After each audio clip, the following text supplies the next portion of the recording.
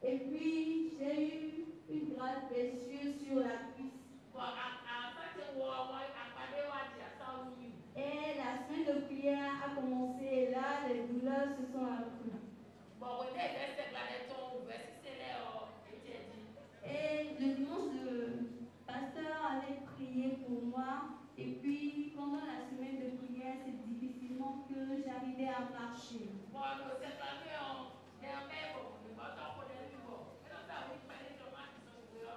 Et pendant la semaine de prière, le jeudi, on était en train de prier pour demander aux démons que nous les assujettissons.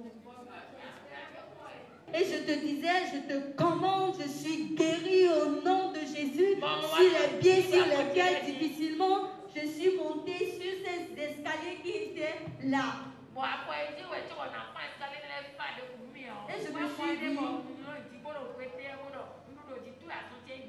Et je me suis dit, ah, enfin, je peux marcher normalement. Et je rends grâce à Dieu, le lendemain, la plaie s'est miraculeusement cicatrisée. Et je dis, gloire! Mais ma peau s'était enflée. Et c'était l'apparition des étiquettes.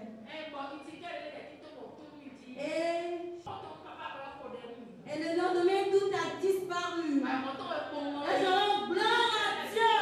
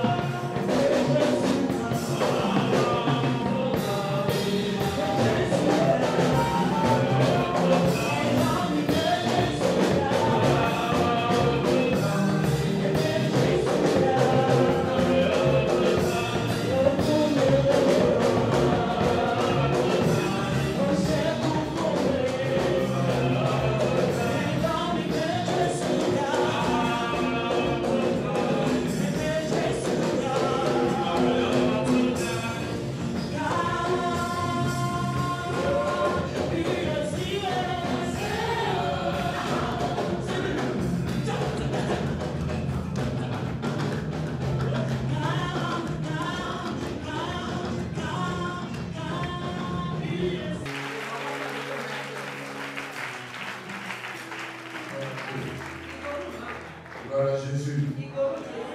Avant de commencer à écouter la parole de Dieu, je voudrais que nous nous levions et que tous ensemble, nous donnions gloire à Dieu à travers un chant d'adoration. Chant d'adoration que les chants vont nous conduire à chanter. Alors, tous ensemble, après eux et avec eux.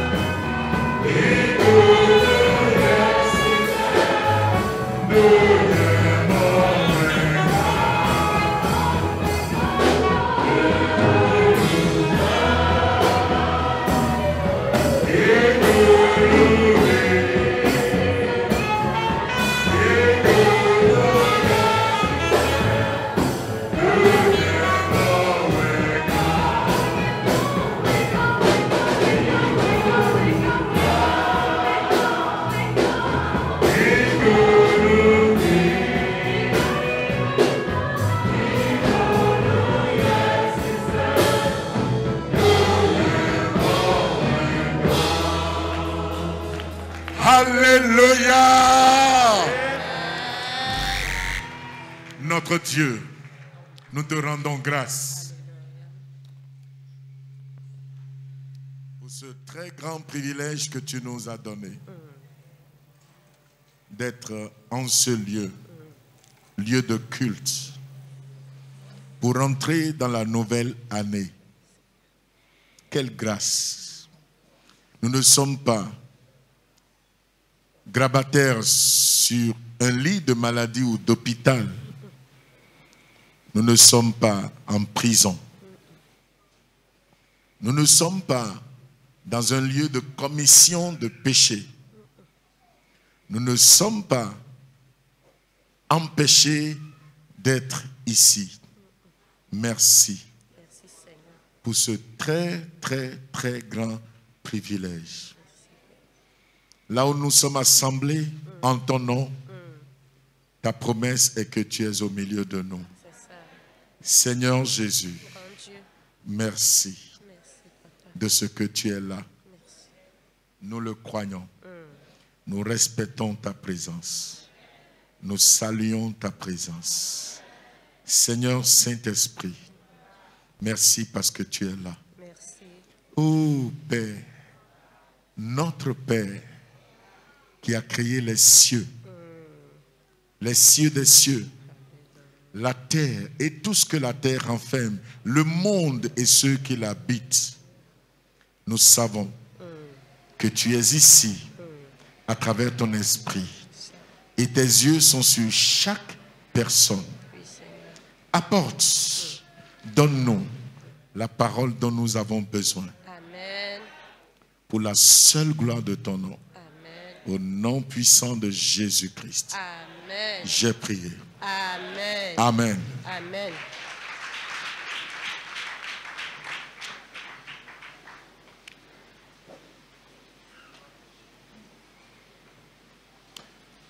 J'ai à cœur de vous parler de la présence de Dieu pour une année heureuse.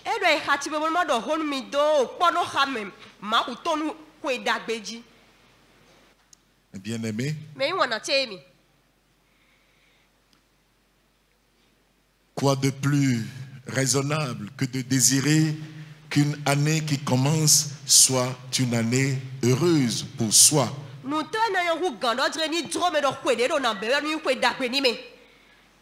C'est ce que tout le monde souhaite. Avant même que nous ne soyons en la nouvelle année 2021, les souhaits ont commencé par anticipation. Eh bien,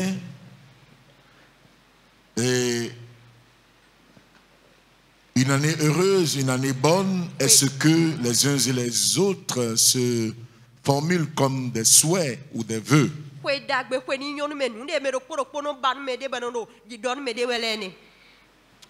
Chaque année, les uns et les autres ont toujours souhaité à d'autres une année heureuse.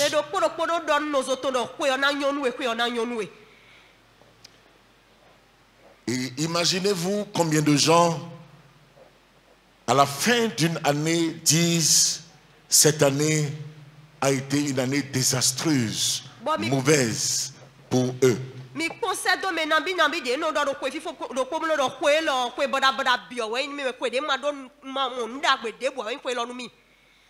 Et surtout cette année 2020 qui s'achèvera dans 30 minutes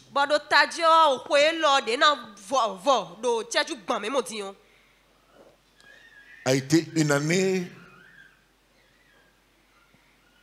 singulière, du jamais connu dans l'histoire moderne, dans le monde entier. Une année difficile,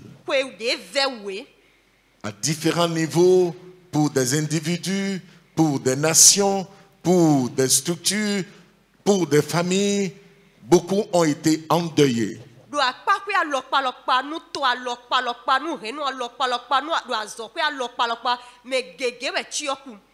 Mais bien aimé, mais au milieu de ces grandes difficultés connues et traversées à travers l'année 2020,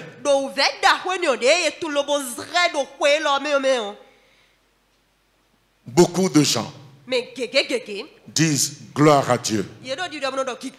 Beaucoup de gens disent Dieu est bon. Il a été avec moi. Il m'a mis au large. Il m'a soutenu. Certains disent c'est même en cette année-là qu'ils ont vu les plus grandes choses de leur histoire.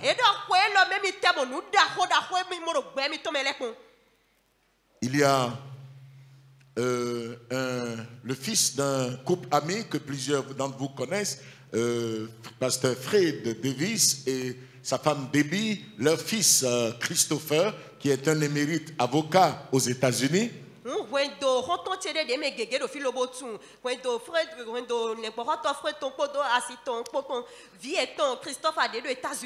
Il rêve d'être président des États-Unis. Et il se prépare pour ça. Il a dit que c'est la pire des années pour tous ses collègues en matière d'affaires.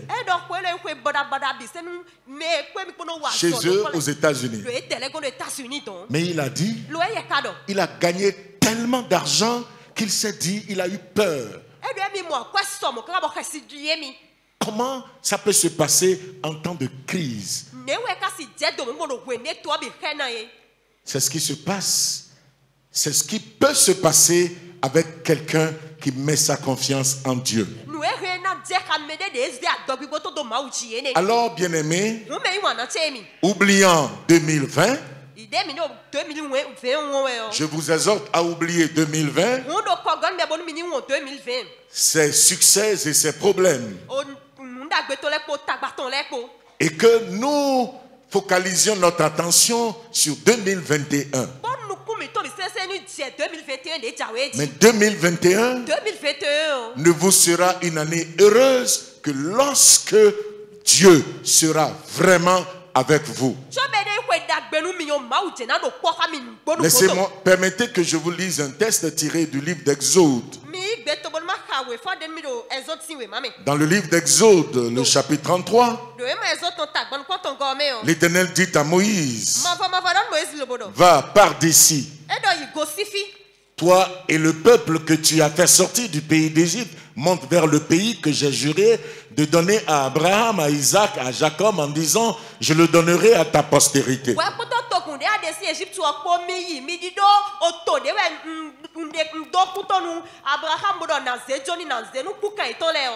N'allons pas beaucoup lire, j'ai très peu de temps. Il dit au verset 2, j'enverrai devant toi un ange et je chasserai les Cananéens, les Amoréens, les Hittiens, les Phérésiens, les Hiviens et les Jébusiens.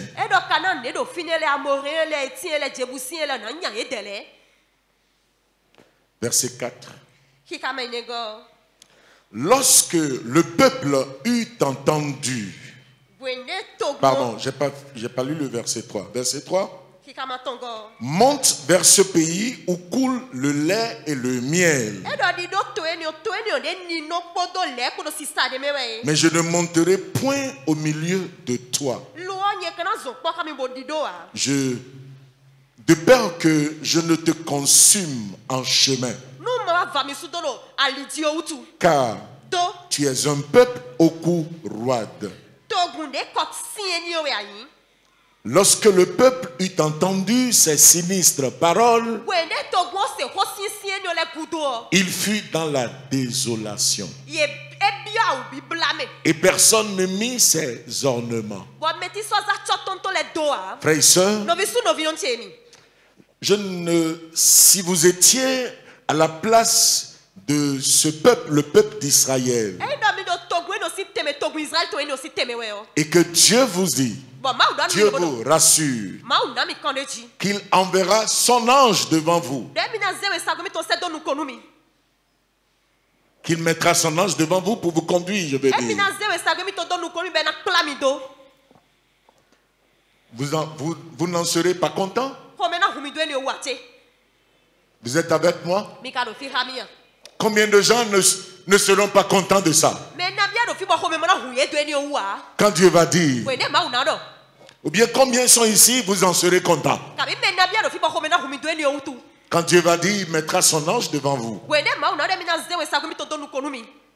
J'espère que vous n'êtes pas en train de tomber dans mon piège. Écoutez-moi. Mais lorsque le peuple a entendu ces paroles, qu'ils ont qualifiées de sinistres paroles. Parce que Dieu a dit que lui-même, il ne marchera pas avec eux. Qu'il mettra son ange avec eux. Qu'allez-vous préférer, vous autres? Dieu ou son ange? Son ange est puissant, hein? Qu'allez-vous choisir? Dieu ou son ange? Voilà. Mes frères et sœurs, vous avez bien choisi si vous dites c'est Dieu que vous choisissez. Les anges de Dieu, ils sont puissants. Ils sont capables de beaucoup de choses. Et nous devons chercher à jouir du ministère des anges. Beaucoup d'enfants de Dieu n'en jouissent pas. Je prie que 2021, que les anges de Dieu vous servent au nom de Jésus. Mais bien aimé, moi j'ai vu personnellement un ange un jour. J'avais un mal. J'en ai parlé. Du fait de la consommation excessive de l'ananas. Et ça a commencé à me créer des problèmes de glycémie, mais qui ne sont pas restés dans mon sang, qui se manifestaient sur la peau. Dieu me protégeait comme ça.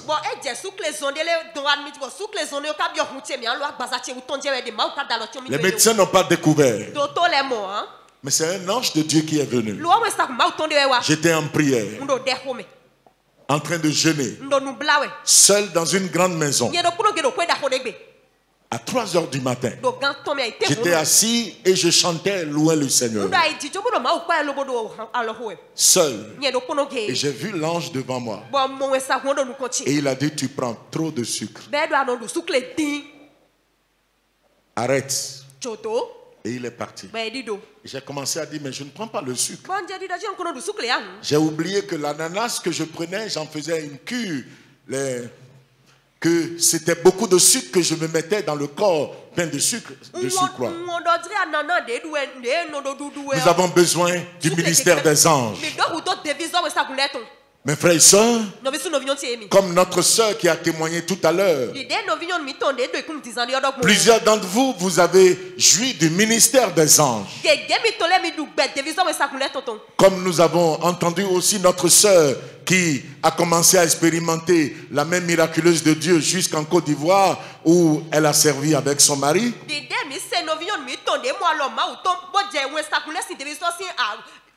Elle a vu plutôt elle, le Seigneur Jésus. Ce que je veux vous dire, sans Dieu, nous ne pouvons rien faire. Sans Jésus, nous ne pouvons rien faire. Sans le Saint-Esprit, nous ne pouvons rien faire.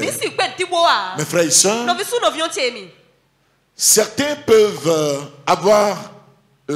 venir dans un lieu de culte ou aller dans un lieu de culte à un moment aussi important de début d'année. et se satisfaire simplement de ce que ils sont allés au moins dans un lieu d'adoration avant de rentrer dans la nouvelle année.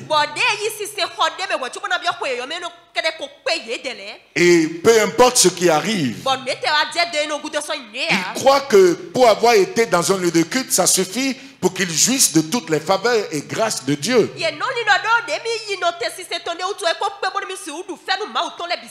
Mes chers frères et sœurs, moi je vous dirais, ne vous satisfaisez de rien et de rien d'autre que la présence de Dieu avec vous.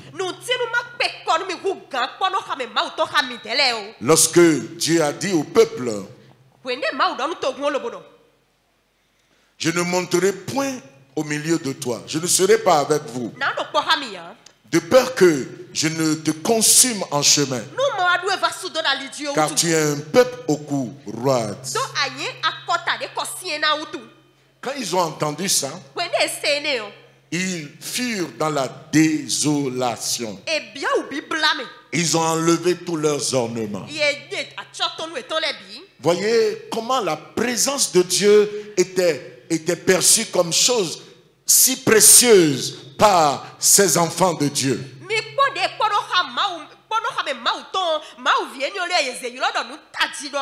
Je souhaite vivement que vous qui m'entendez, qui m'écoutez actuellement, que vous soyez dans ce lieu de culte, que vous soyez éloignés, parce que je sais que par internet des gens sont en train de nous suivre sur Facebook, en Afrique du Sud, aux États-Unis, en Italie, en France et dans d'autres endroits.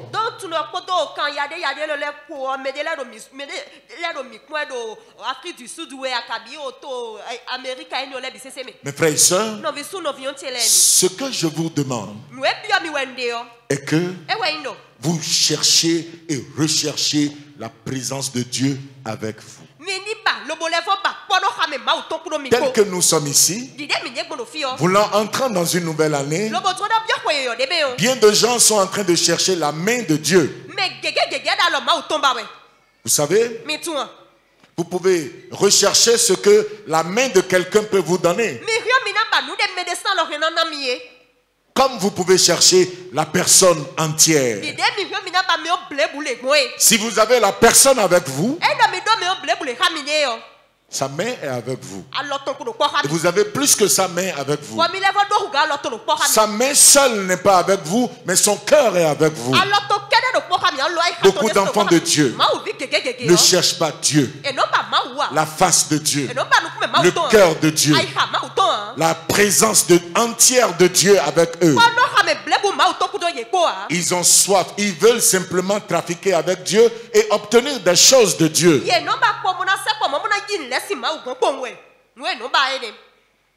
Recevoir la guérison, recevoir la protection, recevoir le bonheur, la paix, la joie, recevoir le succès, recevoir des ouvertures de portes, recevoir des biens matériels, ou recevoir d'autres choses. Ce que moi je vous demande, Dieu m'a mis à cœur de vous dire, cherchez la présence de Dieu. Vous savez, toutes les choses que nous recherchons dans le monde, la présence de Dieu nous donne toutes ces choses. Et c'est pourquoi Jésus lui-même nous a enseigné dans Matthieu chapitre 6, le verset 33. Il dit, cherchez premièrement le royaume de Dieu. Le royaume est la justice de Dieu. Et toutes ces choses, de quoi parlait-il? Ces choses représentent quoi? La nourriture, le vêtement, toutes les autres choses que nous cherchons dans ce monde. Ces choses qui nous donnent d'avoir des inquiétudes et des soucis. Jésus a dit, premièrement, recherchez le royaume de Dieu et sa justice. Toutes les autres choses, toutes ces choses vous seront données par-dessus. Ce que nous devons chercher, vous êtes ici peut-être pour chercher la guérison, pour chercher le fruit des entrailles, pour chercher le mariage, pour chercher le voyage, pour chercher le succès, pour chercher le bonheur. Toutes ces choses, Dieu les a en abondance.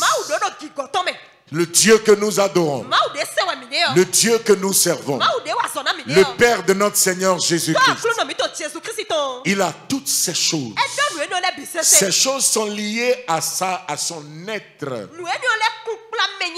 Écoutez-moi, Dieu veut que nous le cherchions. Il veut. Dans le livre d'Exode chapitre 33 que nous avons lu, plus loin, écoutez Moïse. Le verset 12 d'Exode 33 dit, Moïse dit à l'Éternel, voici, tu me dis, fais monter ce peuple.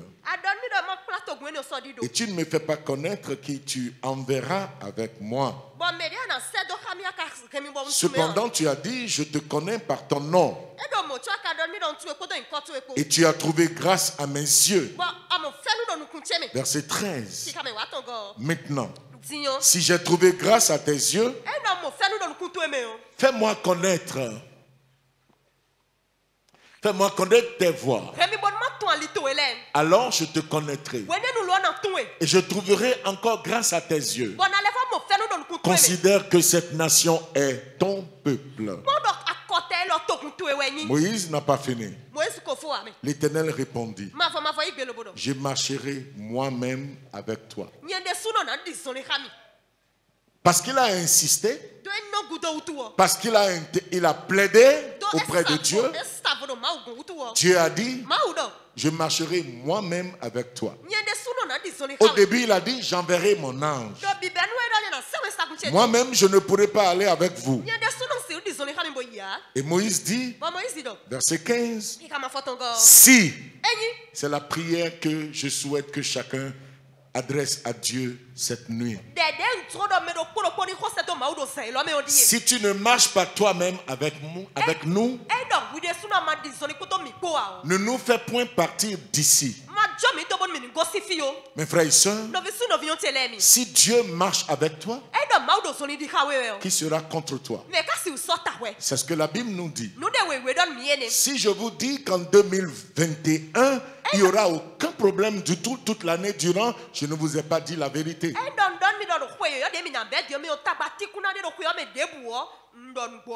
Écoutez-moi, frères et sœurs. Pourquoi est-ce que j'ai dit ça? Parce que nous sommes sur une terre de problèmes où nous avons les hommes qui ont chuté, qui n'ont plus l'esprit de Dieu ou la vie de Dieu au-dedans d'eux. Les hommes seront toujours des loups pour les hommes.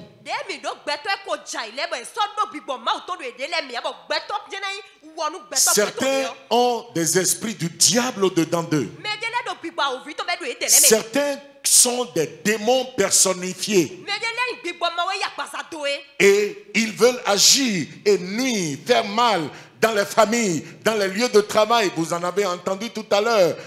Dans les marchés, dans nos nations, où que vous soyez, il y a des gens qui sont des missionnaires de Satan et qui veulent détruire, égorger et voler les bonnes choses, la paix, la grâce de Dieu, la santé, l'emploi, le succès, la joie, la paix, la convivialité familiale que Dieu a donné à certains. Ils sont des agents du diable pour les voler.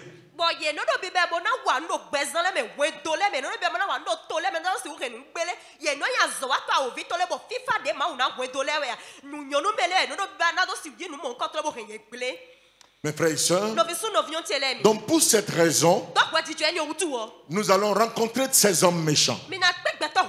La Bible n'a pas dit que personne ne te fera la guerre.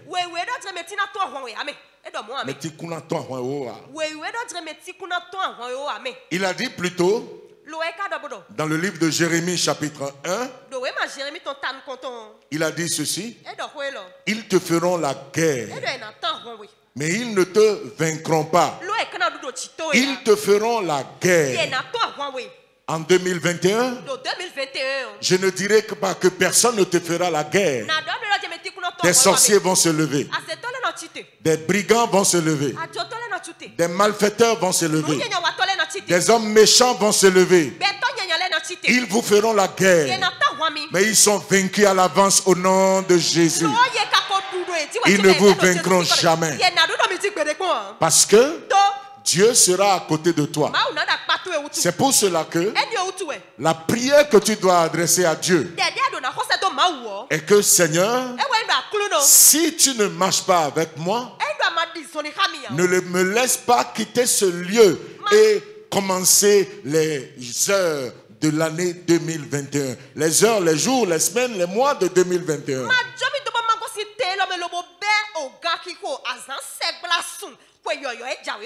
Et le Seigneur va exaucer ta prière. Le Seigneur sera avec toi. Mais bien aimé, si Dieu est avec toi, qui sera contre toi? C'est ce que Paul disait dans son épître aux Romains. Il a dit au verset 23 de Romains chapitre 8, verset 33, j'allais dire. Il dit: qui accusera les élus de Dieu? Est-ce l'accusation qui viendra contre toi en 2021? Qui accusera les élus de Dieu? C'est Dieu qui justifie. Yahweh Tsikenu, l'Éternel qui rend juste, l'Éternel qui donne sa justice. Il te revêtira de sa justice au nom de Jésus. Mais bien aimé, et la condamnation ne pourra rien contre toi. L'accusateur des frères, qu'on appelle le diable, Satan, le serpent ancien, il ne pourra rien contre toi. Parce que l'Éternel est ta justice. Il dit: qui condamnera, qui les condamnera? Christ est mort. Bien plus, il est ressuscité. Il est à la droite de Dieu. Il intercède pour nous. Jésus intercède pour toi. Il intercédera encore pour toi. C'est pourquoi tu dois l'avoir à ton côté. Jésus n'intercède pas pour des gens qui ne sont pas en relation avec lui. Mais ceux qui ont cru en lui, qui ont accepté son amour, son amour qui l'a amené à verser son sang. Et il tend la main à tous. Il est en train. Et il dit: venez à moi, vous tous qui êtes fatigués et chargés, je vous donnerai le repos. Comme notre frère Koudebi l'a dit tout à l'heure, qu'il prie que ceux qui n'ont pas compris comprennent. Quelques minutes de prière.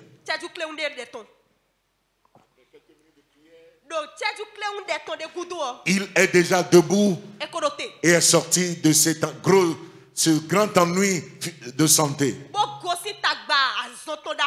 Mais bien aimé, on dit qu'il nous séparera de l'amour de Christ. Et c'est cela. L'amour que tu dois avoir, ce n'est pas l'amour pour les choses, pour les maisons, pour les terres, pour les biens matériels, pour les devises, pour l'argent, je veux dire, pour le succès, pour le bonheur, la réputation, l'amour. Ce que tu dois aimer, c'est le Christ. Parce que s'il n'est pas avec toi, Christ, vous savez, c'est Dieu qui s'est fait chair et qui est venu vers nous. S'il est avec nous, s'il est avec vous, vous avez le succès avec vous. Parce que Dieu, il est justice, il est paix, Sa nature, c'est ça. Et on l'appelle l'Éternel notre justice. L'Éternel notre paix. Dieu, il est notre victoire. On appelle l'Éternel notre victoire sur l'adversité. Il est notre pourvoyeur. Abraham a dit à la montagne de l'Éternel, il sera pourvu. Dieu pourvoira à tes besoins, quelles que soient tes circonstances. Aucun miracle ne sera trop grand pour que Dieu pourvoie à tes besoins. Il suffit que tu l'aies avec toi et que tu crois en lui. Beaucoup de gens pensent qu'il faut être dans de grands pays pour être à l'abri du besoin. J'ai un ami. Il a travaillé dans la marine nucléaire militaire des États-Unis.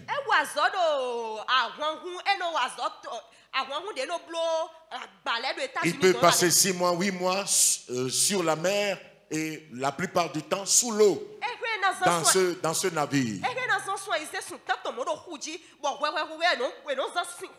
Il avait deux petits enfants à la maison et sa femme. Et Dieu l'a appelé à le servir. Il était un officier.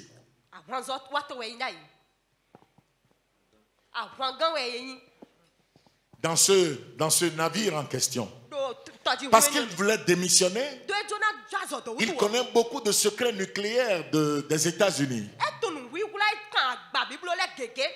Et les gens ont pensé, c'était au temps de la guerre froide, qu'il allait vendre des secrets à des pays qui étaient ennemis aux États-Unis comme l'URSS de ce temps. Ils avaient peur, l'Amérique avait peur.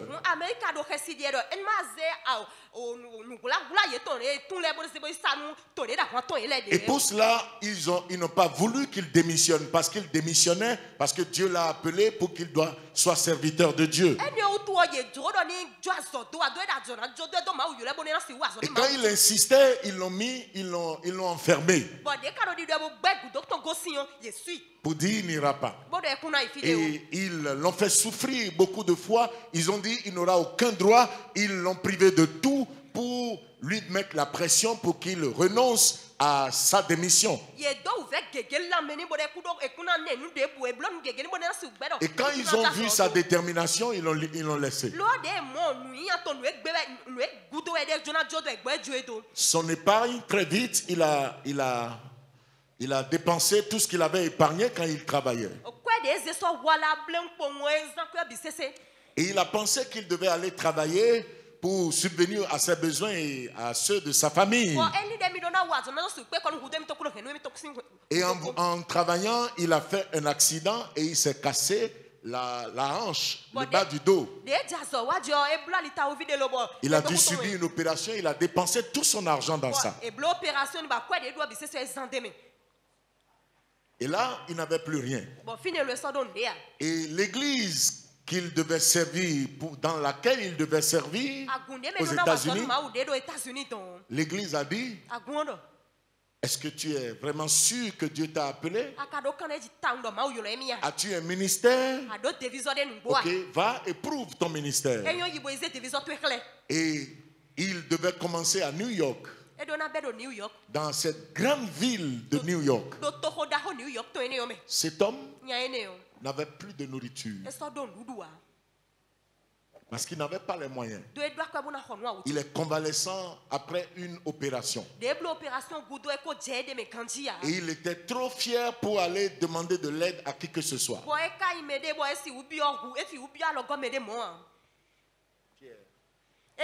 Il n'a pas cette humilité. Il a élevé les regards vers Dieu. Je veux vous dire que notre Dieu pourvoit. Il a élevé les regards et il a prié. Il a dit, mon Dieu, j'étais officier et j'avais beaucoup d'argent. Maintenant, j'ai tout perdu parce que je veux te servir.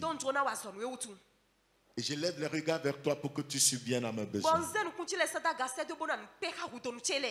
Et quand il a fini de prier, il a commencé à louer le Seigneur. Sa femme était avec leurs 2 petites filles. Jusqu'à midi, les enfants n'ont pas mangé. C'est inhabituel aux États-Unis. Et les enfants pleuraient. Et la femme aussi louait le Seigneur. Elle a eu envie d'aller prendre de l'eau et boire. Elle a ouvert son congélateur, son réfrigérateur. La partie qui congèle, elle a vu que c'était rempli de viande. Il n'y avait rien dedans. Et elle a appelé son mari. Il dit, Manny, come and see. C'était un miracle de Dieu. Il n'y a rien qui soit trop difficile pour Dieu. Si tu as Dieu avec toi, tes besoins, il va les pourvoir. Il pourvoira à tes besoins. Il fera face à tes adversaires à ta place. Mon grand frère qui est là, quand j'étais au cours primaire, il y a quelqu'un qui me taquinait souvent. Et je ne lui ai pas dit ça. Mais un jour, je lui ai dit. Il a pris ma défense. Moi, j'étais derrière lui. Lui s'est mis devant. Et il a réglé le problème. Jésus sera ton grand frère. Et il sera devant toi. Il te défendra. Il frappera l'adversaire. Il terrassera l'ennemi. C'est en cela qu'ils te feront la guerre. Mais ils ne te vaincront jamais. Si seulement tu peux avoir ce Dieu-là avec toi. Mes bien-aimés, Moïse a dit, si tu ne vas pas avec nous, ne nous laisse pas partir de ce lieu. Ce dont tu as besoin pour que cette année te soit une année heureuse, c'est que Dieu soit avec toi. Il y a bien de gens qui se contentent seulement de dire qu'ils sont adorateurs de Dieu. Leur petite prière de quelques minutes, leur fréquentation des lieux de culte dimanche, quelle que soit la vie qu'ils mènent, ils appartiennent à Dieu, ils sont adorateurs de Dieu. Et c'est des gens qui ont le cou raide comme Dieu l'a reproché à Israël. Quand Dieu leur parle, ils n'écoutent pas. Écoutez-moi. Si nous voulons que Dieu soit avec nous, première des choses, sa parole doit occuper une place importante dans notre vie. Si nous voulons la présence de Dieu avec nous, écoutez Jésus-Christ. Je n'ai pas un message extraordinaire pour vous. C'est des choses que plusieurs d'entre nous connaissent, mais gardons ces choses, appliquons-les. Extraordinaire. Verset 23, Jean 14. On dit, Jésus dit, si quelqu'un m'aime, il gardera ma parole. Et mon Père l'aimera. Nous viendrons à lui. Et nous ferons notre demeure chez lui. Combien de gens veulent accueillir Dieu chez eux? Si Jésus était sur la terre et que Jésus dit, vous tous qui êtes ici, je vais rester une année. 1er janvier 2021 jusqu'au 31 décembre 2021. Je veux demeurer dans la maison de quelqu'un qui est candidat. Nous tous. Et supposez qu'ils disent, je veux rester dans une seule maison. Écoutez-moi. C'est ce que Dieu dit. Il dit, je ne vais pas lire le début, il dit, mon Père aimera quelqu'un. Il dit, nous, le Père et Jésus, nous viendrons à cette personne et nous ferons notre demeure chez lui. Cette personne-là, qu'est-ce qui lui donne ce mérite? Le mérite que Dieu vienne. que Jésus vienne et soit chez cette personne. Quel est son mérite? Le mérite est que la personne gardera la parole de Dieu. La parole du Seigneur, c'est Dieu lui-même. Si nous l'avons au-dedans de nous et que nous respectons cette parole, beaucoup de chrétiens cherchent les prières. Ils cherchent autre chose. Mais ils ne cherchent pas la parole de Dieu. La parole est la chose que Dieu nous a laissée. La première des choses. Jésus lui-même, qui est Dieu, ayant habité parmi nous sur la terre, Jésus, il était la parole. Cette parole était dans le sein du Père. Et Jésus est venu. On dit la parole s'est faite chair. Cette parole a tout créé. Et tout ce qui a été créé, rien de ce qui a été créé n'a été créé sans elle. Et cette parole, c'est elle qui est devenue la chair appelée Jésus. Toi aussi, si tu emmagasines cette parole en toi, tu seras semblable à Jésus. C'est cette parole que nous devons avoir. Si nous l'avons, Dieu viendra. Jésus viendra. Et il sera au milieu, il sera au milieu de nous et dans nos vies. Il sera dans nos maisons. Si vous allez dans une maison où la parole de Dieu est respectée, cette parole-là, elle est considérée. On ajoute foi à la parole. On dit la parole. On marche suivant la parole. On règle ses décisions par rapport à la parole. Dieu est dans cette maison. Que Dieu soit donc dans vos vies. Que Dieu soit dans vos vies. Donc nous avons besoin de la parole tout au cours de cette année. Quand je vous parle de la parole, quand je vous parle de la parole, qu'est-ce que la parole? La Bible dit en elle se trouve la vie. La vie de Dieu. La vie de Dieu est différente de la vie des hommes et des animaux, des métaux, d'autres choses. Cette vie-là, si vous la voulez au-dedans de vous, ayez la parole de Dieu en vous. Écoutez-moi, frères et sœurs. La parole de Dieu, c'est la chose la plus puissante. Elle est plus puissante que la dynamite. Elle est plus puissante que les armes. Et vous allez me dire, la parole? Oui. La Bible nous dit, quand elle sort de la bouche de Dieu, elle ne retourne pas à Dieu sans avoir son effet. C'est elle qui a tout créé. Beaucoup de gens ont cette parole, mais ils ne la considèrent pas comme telle. La parole est une puissance. C'est cette parole-là qui va chasser le cancer du corps de quelqu'un. Moi j'ai prié pour des gens et la prière ce n'est pas autre chose. Je dis ce que la parole dit, ce que la parole dit, ce que la parole dit, et j'ai vu des cancéreux recevoir la guérison. Ce n'est pas autre chose que je dis dans la prière. Des hommes, la parole de Dieu dit, et je crois en ce que la puissance de cette parole, la même parole, je l'ai utilisée pour recevoir beaucoup de bénédictions de Dieu. La parole déclare, la parole déclare, la parole déclare. La même parole, lorsque vous allez la dire, vous pouvez ramener un mort à la vie. La même parole, vous pouvez ouvrir un chemin là où il n'y a pas de chemin. La même parole, vous pouvez donner espoir là où il n'y a pas d'espoir. La même parole, si vous avez la parole, vous avez toutes choses. Mais beaucoup ne comprennent pas ça. Et courent après ce que la main peut toucher, les yeux peuvent voir. La parole est intangible dans le temps, mais elle est puissante. Croyez en elle, qu'elle soit dans votre cœur. Et c'est ce que Paul disait.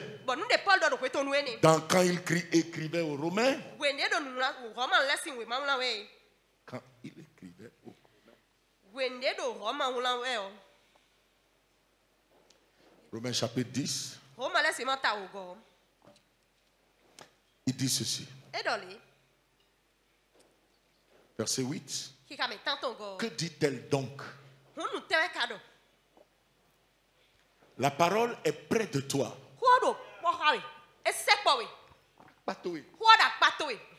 La parole est près de toi. Dans ta bouche et dans ton cœur. Or, c'est la parole de foi que nous prêchons. Est-ce que la parole est dans ton cœur? Si elle est dans ton cœur, Dieu est dans ton cœur. Cette parole est puissante. Deuxième chose, si tu veux la présence de Dieu, cherche l'Esprit de Dieu. Le Saint-Esprit. Écoutez-moi. Si l'Esprit de Dieu est sur vous, Dieu est avec vous. Dans le livre des Actes des Apôtres, chapitre 10, verset 28, je vais finir. Chapitre 10. Vous savez, en verset 38 plutôt. Acte 10, 38.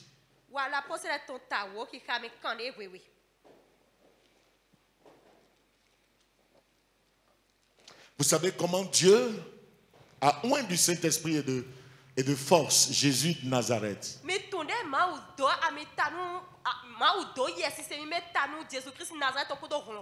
Qui allait de lieu en lieu, faisant du bien et guérissant tous ceux qui étaient sous l'empire du diable. Car Dieu était avec lui. Mais bien aimé, Dieu était avec Jésus. Le Saint-Esprit était sur lui. Si le Saint-Esprit est sur toi, Dieu est esprit. Et l'esprit, c'est Dieu. C'est Dieu qui est avec toi. Donc il faut rechercher l'esprit de Dieu. C'est ce que les apôtres ont cherché 10 jours durant. Les disciples ont cherché pendant 10 jours que la parole de Dieu soit en toi, que l'Esprit de Dieu soit sur toi. Et la troisième chose, que le nom de Jésus soit à ta bouche. Vous savez, il est difficile que quelqu'un se dissocie de son nom. Vous êtes avec moi? Gloire à Dieu. Au dehors là-bas, vous me suivez? J'espère ils sont en train de suivre sur l'écran là-bas. Mais bien aimé, le nom de Jésus ne peut pas se dissocier de Jésus. Quand Jésus montait au ciel, il a promis, quand il était sur la terre, il a laissé sa parole. Il a dit, je vous donne ma parole. Amen. Et quand il devait monter, il a dit deux choses. Il a dit, je vous enverrai un autre consolateur, l'esprit de vérité que le monde ne peut recevoir. Et la troisième chose qu'il a dite, il a dit, mon nom. Voici les miracles qui accompagneront ceux qui auront cru. À mon nom, ils chasseront les démons. Ils parleront de nouvelles langues. Ils saisiront des serpents. S'ils boivent quel breuvage mortel ne leur ferait point de mal. Ils imposeront les mains aux malades. Les malades seront guéris. Il a dit, tout ce que vous demanderez au Père en mon nom, vous le recevrez. Mais bien aimé, l'une des choses que le Seigneur a laissées, c'est son nom. Amen. Sa parole, son nom, son esprit. Je vous disais que personne ne peut se dissocier de son nom. Si lundi matin, vous voyez à la une des journaux, on écrit votre nom et on dit quelque chose, vous allez dire, Pourquoi ils ont écrit sur moi? Ils ne vous ont pas touché. Mais ils ont simplement écrit quelque chose en mentionnant votre nom. Votre nom, c'est vous. Amen. Personne ne peut dire mon nom, je m'en fous. Mon nom ne m'intéresse pas. Votre nom, c'est vous. Le nom de Jésus, c'est Jésus. Jésus a laissé son nom. Et la puissance est dans ce nom. Son nom n'est pas comme les autres noms. Quels que soient les grands noms d'hommes qui ont vécu sur la terre, quand ces gens sont morts, leur nom, la mémoire est restée, mais leur nom ne confère aucune puissance, ne leur confère aucune puissance. Parce qu'ils sont morts. Mais le Sauveur Jésus, le Christ, Dieu fait homme, Jésus-Christ, qui est venu dans ce monde. C'est vrai, il est mort, mais il vit encore. Il a dit à Jean dans le livre d'Apocalypse, chapitre 3, il a dit ceci au verset 10. Apocalypse 1, j'allais dire verset 18. Il dit,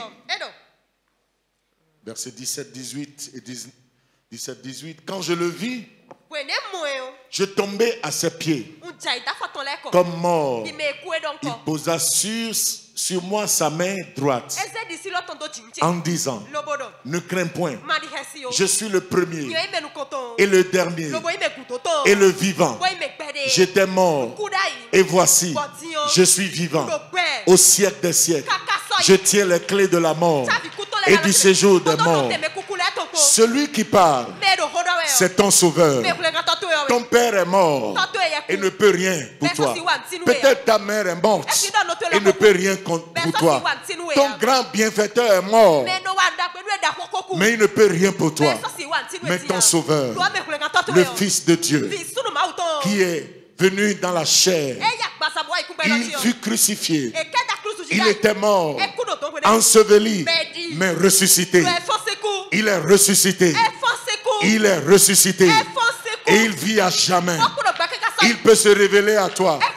Celui qui s'est révélé à notre sœur qui a parlé ici, il est à côté de toi. Un frère a dit, je n'ai pas vu Jésus, mais j'ai vu ses œuvres. Tu verras ses œuvres. Tu verras ses œuvres. En 2021, tu verras les œuvres de Jésus-Christ.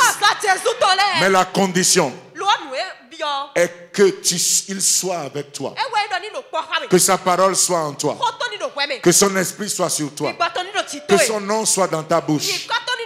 Quand tu dis au nom de Jésus, quand tu dis au nom de Jésus, tu l'amènes à l'œuvre. Dans le livre d'Apocalypse, d'Actes des Apôtres, chapitre 3, je suis en train de finir, nous allons prier.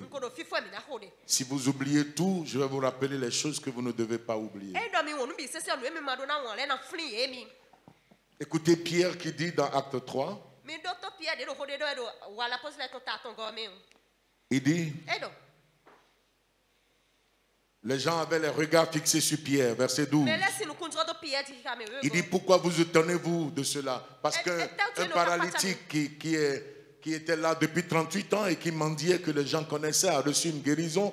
Et la personne qui était guérie était avec Pierre. Et les gens avaient les regards sur Pierre. Il dit, pourquoi arrêtez-vous les regards sur nous?